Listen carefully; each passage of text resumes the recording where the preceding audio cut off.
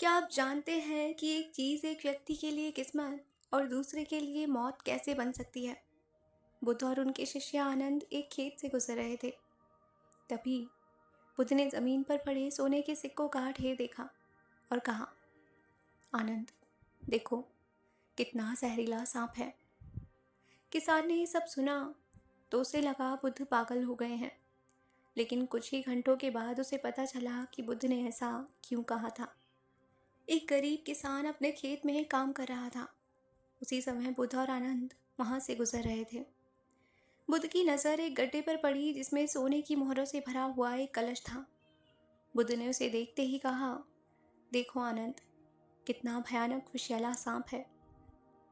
आनंद ने भी सर झुकाकर सहमति दी और वो आगे बढ़ गए। किसान ने जब ये सुना तो सोचा, ये भिक्षुक भी कितने मूर्ख हैं, सोने को सांप कह रहे हैं।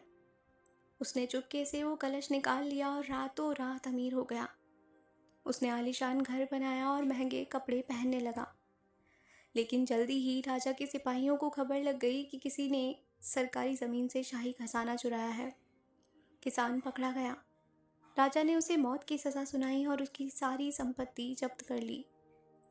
जब उसे फांसी के फंदे की ओर ले जाया गया तब वो रोते हुए चिल्लाया, बुद्ध बिल्कुल सही थे, वो वास्तव में एक जहरीला सांप ही था।